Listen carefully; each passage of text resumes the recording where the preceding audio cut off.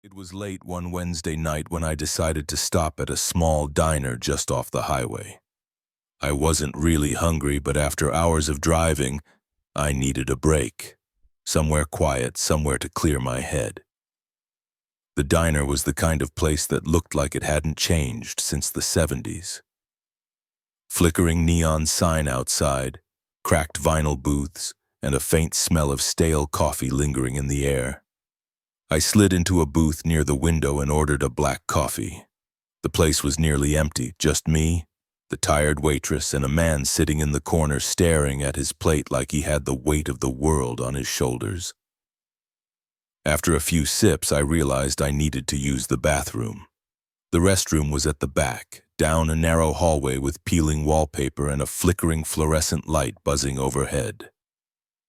The sound gave me a weird feeling I couldn't shake. The bathroom itself was tiny. Just a single stall, a cracked porcelain sink, and a mirror hanging crookedly above it. The bulb over the mirror flickered, casting uneven shadows on the yellowed walls. I washed my hands, glancing up at the mirror. And that's when I saw it. At first, I thought it was a trick of the light, a shadow behind me, tall and thin, standing perfectly still in the reflection. I froze, heart pounding. Slowly, I turned around, expecting to see someone there, but the bathroom was empty, dead silent. I stared back at the mirror. The shadow hadn't moved. In fact, it seemed closer. Too close, considering the size of the bathroom. My skin crawled. I forced myself to laugh quietly. Just your imagination, I told myself. I was tired, stressed, probably jumping at my own shadow. I turned to leave, and the overhead bulb flickered violently, plunging the room into semi-darkness. When the light snapped back on, the shadow was gone. I exhaled a shaky breath, grabbed a paper towel, and turned to leave again. But then I saw it. The shadow reappeared in the mirror's reflection. But this time it wasn't just a shadow. It was a face, pale, gaunt, with eyes so black they seemed to swallow the light. Its mouth twisted into a sinister smile that didn't reach its eyes. I dropped the towel, stumbled back against the wall. The light flickered faster, the buzzing getting louder, almost like static filling the air. Then suddenly the bathroom door slammed shut with a deafening bang. I lunged for the handle, locked. No matter how hard I pushed or pulled, it wouldn't budge. That's when the whispering started. Low at first, almost inaudible, then rising, swirling around the cramped space like a cold wind, the voice seemed to come from everywhere and nowhere at once. My chest tightened as panic set in. I scanned the bathroom desperately. The mirror fogged up rapidly, even though the air was cold and still. Words began to appear, slowly forming in the condensation. "Stay with me." I pressed my palm against the glass, trying to wipe the message away, but it only grew clearer. The face appeared again, now inches from my reflection. Eyes boring into mine, my breath hitched.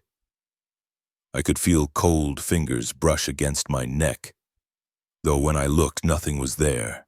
I screamed, pounding on the door with all my strength. My knuckles burned, blood dripping onto the floor. Suddenly, the whispering stopped. The door creaked, unlocking slowly. I didn't hesitate. I burst through the door, sprinted down the hall and out into the diner. The waitress looked up from behind the counter, startled. "Everything okay?" she asked. I shook my head, unable to speak. I grabbed my coffee and left without paying.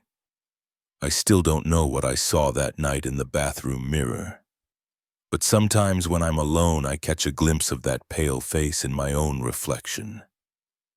And if I listen closely, I swear I can hear it whisper, "Stay with me."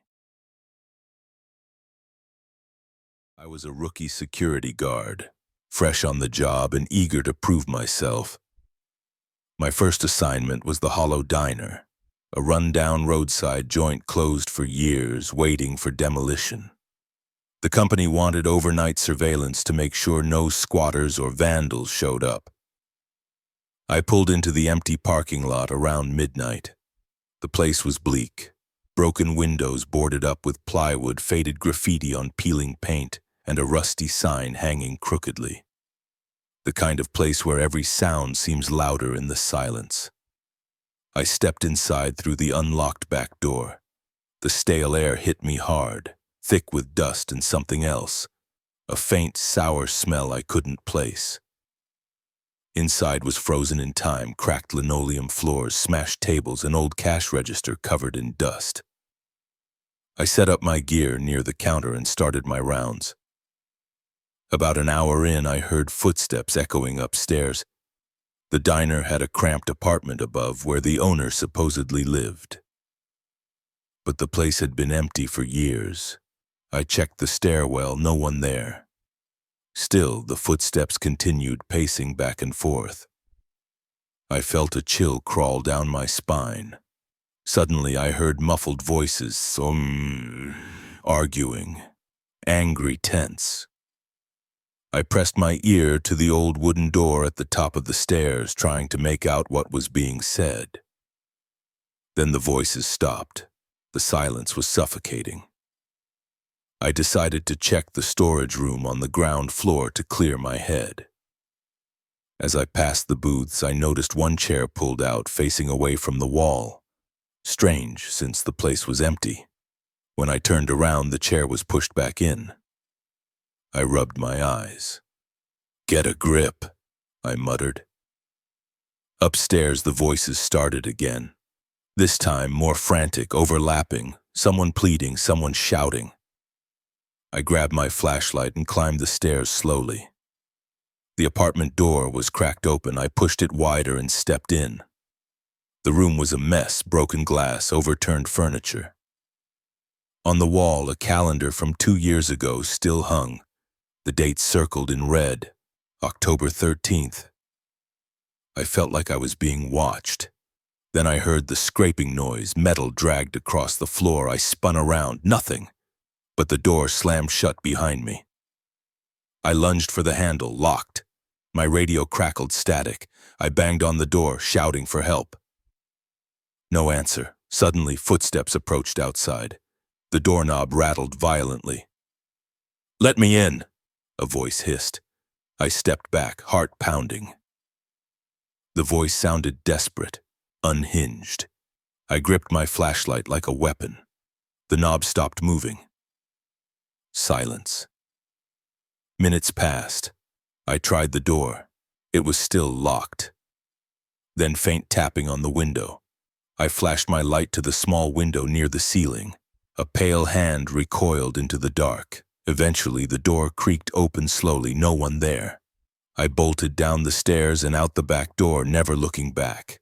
The next day, I found a faded newspaper clipping taped to the outside door. It told the story of a man who had lived in that apartment and vanished without a trace. No one knew what happened. I never worked another night shift. Sometimes I wonder what was in that apartment. And if the footsteps I heard were really footsteps at all.